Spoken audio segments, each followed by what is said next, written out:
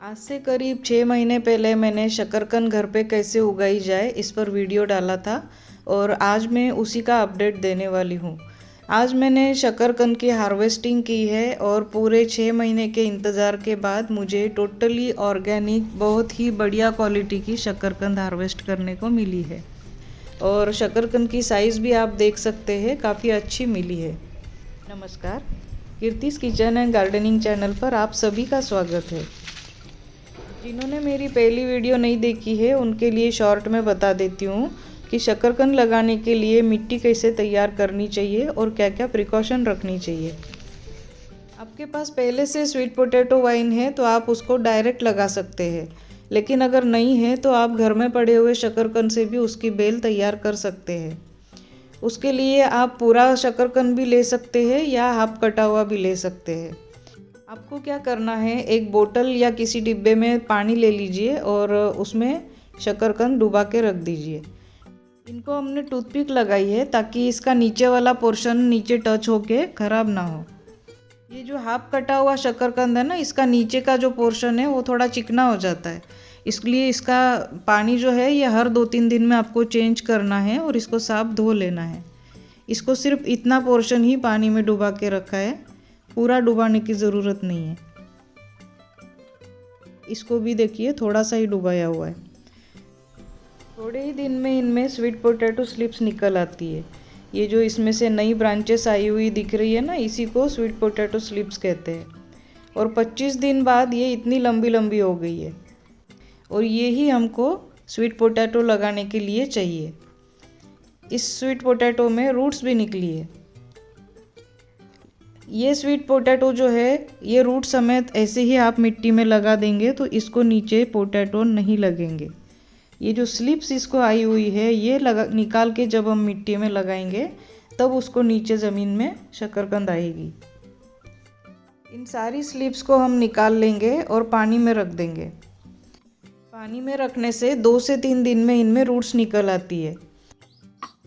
ये देखिए 3 दिन में इतनी सारी रूट्स निकल आई है। अब इनको हम ज़मीन में लगा देंगे। ये मेरी छत पे बनी हुई कैरी है और मिट्टी आप देखिए इतनी भुरभुरी होनी चाहिए। इसके 2 कारण हैं। एक तो मिट्टी पोरस रहेगी तो जब शकरकंद हम मिट्टी में से निकालेंगे तो वो आसानी से बाहर निकल आएगी, और दूसरा मिट्टी में पानी नहीं रुकेगा। मिट्टी में पानी रुकेगा तो फिर जड़ें सड़ने लग जाती है, मतलब शकरकंद सड़ने लग जाती है। इसलिए मिट्टी एकदम पोरस होनी चाहिए। आप 40% नॉर्मल गार्डन सॉइल ले लीजिए, उसमें 40% रेत मिला दीजिए और 20% खाद मिला दीजिए। खाद हमको बहुत ज़्यादा नहीं मिलानी है क्योंकि उससे नाइट्रोजन की मात्रा बढ़ेगी और सिर्फ पत्तियाँ बढ़ती जाएगी, बेल लंबी लंबी बढ़ती जाएगी। हमको रूट्स बढ़ानी है। आपके यहाँ की मिट्टी किस टाइप की है उस हिसाब से आप ये मात्रा कम ज़्यादा कर सकते हैं। पौधे से पौधे के बीच की दूरी कम से कम 1 फीट की होनी चाहिए। जैसे मनी प्लांट में होता है ना, हर नोड पोर्शन से उसकी रूट निकलती है, उसी तरह से शकरकंद की बेल में भी हर नोड पोर्शन से रूट निकलती है। ये जैसे जैसे ज़मीन पे फैलती जाएगी वैसे वैसे हर नोड पोर्शन से रूट यानी शकरकंद बनती जाएगी। इसमें थोड़ा फंगीसाइड पाउडर ज़रूर मिला दीजिए ताकि कोई फंगस नहीं लगे। लगाने के 1 महीने बाद मैंने इसमें गोबर की लिक्विड खाद बना के डाली थी। गोबर का कंडा पानी में भिगो के वो खाद इसमें डाली थी। रिजल्ट आपके सामने है। बेल ने पूरी कैरी को कवर कर लिया है। लेकिन अब हमको पत्तियों को ज़्यादा नहीं बढ़ाना है, हमको रूट्स को ज़्यादा बढ़ाना है। इसलिए इसमें फर्टिलाइज़र डालना पड़ेगा। इसमें कौन से फर्टिलाइज़र डालने हैं आगे बताती हूँ, वीडियो में आखिर तक बने रहिएगा। ये बेल लगाने के लिए सबसे बेस्ट टाइम बरसात का रहता है। बरसात में इसकी बेल बहुत आसानी से लग जाती है। इसकी छोटी से छोटी कटिंग लेके भी आप लगा देंगे तो वो लग जाएगी। और इसकी बहुत ज़्यादा केयर करने की भी ज़रूरत नहीं है।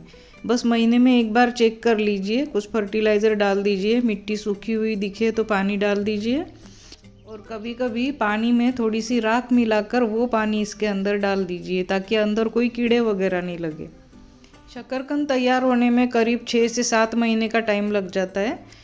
जब वो तैयार हो जाती है तो बेल कुछ इस तरह से दिखने लग जाती है, सूखी सूखी सी, पत्तियाँ पीली पड़ी हुई कुछ ऐसी दिखने लग जाती है। उस वक्त आप चेक कर लीजिए। जो इसका स्टेम रहता है उसके आसपास आप देखिए, मैं दिखाती हूँ आपको। ये स्टेम के पास थोड़ी सी मिट्टी हटाएंगे तो इस तरह के शकरकंद दिखने लग जाएगी। ये देखिए यहाँ भी, और ये यहाँ देखिए स्टेम के एकदम पास में ये दिख जाती है। तो आप एक आधी बेल निकाल के देख लीजिए और उसके बाद आप इसको हार्वेस्ट कर सकते हैं। हार्वेस्टिंग करने के लिए सबसे पहले हमको इस बेल को कट करना पड़ेगा। ये सारी बेल जो एक्स्ट्रा है इसको हटाना पड़ेगा।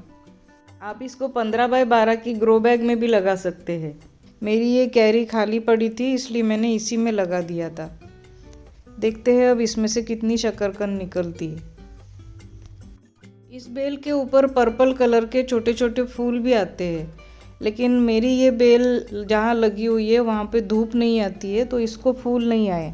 लेकिन इसी में से एक आधी डंडी कोई पास वाले प्लॉट में गिर गई थी, उसमें मैंने देखा था काफ़ी सारे फूल आए हुए थे। वहाँ पर दिन भर धूप आती है। हालांकि बाद में वो बेल मुझे कुछ दिनों बाद दिखी नहीं, शायद गाय ने खा ली होगी। इस बेल में से कुछ कटिंग में बचा के रख लेती हूँ, इनको कहीं लगा दूंगी और जब बरसात का सीज़न आएगा तब मैं वापस किसी ग्रो बैग में या इसी कैरी में लगा लूँगी। अभी हम नीचे की कुछ पत्तियाँ हटाकर इन कटिंग को पानी में डाल के रख देते हैं। 2-3 दिन में जब इनको जड़ें आ जाएगी तब हम इनको किसी में लगा लेंगे। आपके आसपास किसी के यहाँ लगी हुई है तो वहाँ से लेकर आइए और फटाफट से लगा लीजिए। इसकी कटिंग पतली हो चाहे पेंसिल जैसी मोटी हो, कोई फ़र्क नहीं पड़ता। कटिंग छोटी हो बड़ी हो, कैसी भी कटिंग इसकी चल जाती है। नीचे थोड़ा सा तिरछा कट लगा दीजिए और लगा लीजिए। घर पे हम इसको ऑर्गेनिक तरीके से उगाते हैं तो इसका स्वाद कुछ अलग ही रहता है। एक बार इसको आप उगा के खा लेंगे तो बाज़ार से लाना भूल जाएंगे।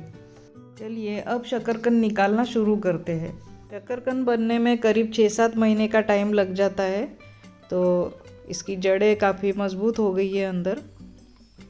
थोड़ी सी मेहनत करनी पड़ेगी, ज़्यादा ताकत लगा देंगे तो ये टूट भी सकती है। ये देखिए टूट ही गई थोड़ी सी, कोई बात नहीं। इसको हार्वेस्ट करने से 2 दिन पहले पानी देना हमने बिल्कुल बंद कर दिया था, नहीं तो कीचड़ में से निकालना भी अच्छा नहीं लगता है। ये देखिए एक और निकली। यहाँ पे लगता है काफ़ी सारी शकरकंद मुझे मिलने वाली है। थोड़ी मिट्टी हटा के देखते हैं। ओ ये देखिए यहाँ पे 2-3 शकरकंद एक साथ ही लग रही है। मैंने खुद ये पहली बार ही ट्राई किया है, और जब अपन कुछ मेहनत करते हैं और उसका फल मिलता है तो बहुत खुशी होती है। ये देखिए वाह, स्टेम के पास ही मुझे इतनी सारी मिल रही है, अंदर पता नहीं और कितनी होगी। आपको पता है शकरकंद हमारे हेल्थ के लिए भी अच्छा रहता है। इसके अंदर जो बीटा कैरोटीन रहता है वो बाद में विटामिन ए में कन्वर्ट हो जाता है, जो आँखों के लिए अच्छा रहता है। और इसमें विटामिन सी भी रहता है, फाइबर्स रहते हैं जो पेट के लिए अच्छे रहते हैं। इससे पाचन सुधारता है और ये इम्यूनिटी भी बढ़ाता है। ये देखिए ये तो निकलती ही जा रही है, एक ही जगह से इतनी सारी निकल रही है। अब शायद इसमें इस वाली बेल में नहीं होगी। काफ़ी टाइम से मुझे ये बेल लगाने की इच्छा थी। मैं सोच रही थी मैं भी उगा के देखती हूँ। मुझे आसपास किसी के यहाँ नहीं मिली तो फिर मैंने खुद ही शकरकंद से घर पे इसकी बेलें तैयार कर ली। ये देखिए ये थोड़ी पतली है, कोई कोई जड़ें बहुत ही पतली है जो अभी डेवलप हो रही है। इसमें अब कुछ नहीं है। ओ ये रही यहाँ पे एक, वाह। जिस तरह से मुझे आज ये शकरकंद मिल रही है, लगता है आधी कैरी में ही मैं आज हार्वेस्टिंग कर पाऊँगी। बाकी बची हुई फिर कभी कर लूँगी, क्योंकि पूरी निकालने में समय लग जाएगा और वीडियो भी काफ़ी लंबी हो जाएगी। अभी तक मैंने एक बेल को निकाला है, अब इस दूसरे वाली को निकालती हूँ। इस बेल की कुछ ज़्यादा केयर भी नहीं करनी पड़ती है। मैं कभी कभार छत पे आती थी तो उस वक्त इसको पानी पिला देती थी। बेल थोड़ी मुरझा भी गई तो पानी पिलाने के बाद फिर से सही हो जाती है। अब मैं आपको बताती हूँ इसमें कौन से फर्टिलाइज़र डालने चाहिए। इसमें मैंने बनाना पील फर्टिलाइज़र डाला है, जिसमें पोटेशियम और फास्फोरस की मात्रा अच्छी रहती है, जिससे जड़ें मजबूत होती है। और दूसरा, इसमें कभी कभार सरसों के खली का लिक्विड फर्टिलाइज़र भी बना के डाल सकते हैं। पिछले 6 महीनों में मैंने मुश्किल से 3 या 4 बार ये फर्टिलाइज़र डाले होंगे, ज़्यादा नहीं डाले, और रिज़ल्ट आप देख रहे हैं। ये देखिए, आधी कैरी में से ऊपर से तो हमने शकरकंद सारी निकाल ली है। अब ये जो ईंटें हैं ये हटा के कैरी को हम थोड़ा खोलेंगे। वैसे भी मुझे इसकी मिट्टी पलटनी है, तो कैरी को मैं खाली कर दूंगी। ईंटें हटा के फिर देखते हैं।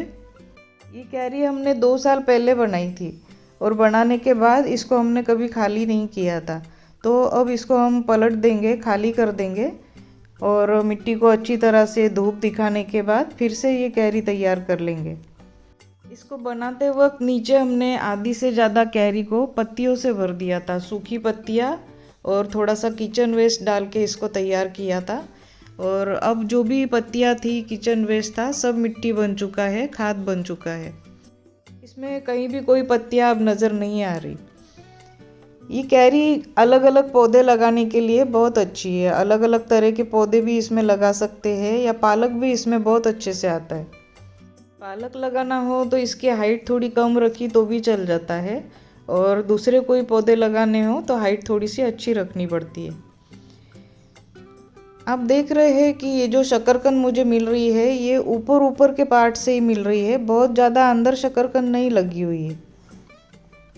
फिर भी एक बार हम उकेर के देख लेते हैं। स्वीट पोटैटो की एक ऑर्नामेंटल वाइन भी आती है, जो सिर्फ शो के लिए लोग लगाते हैं।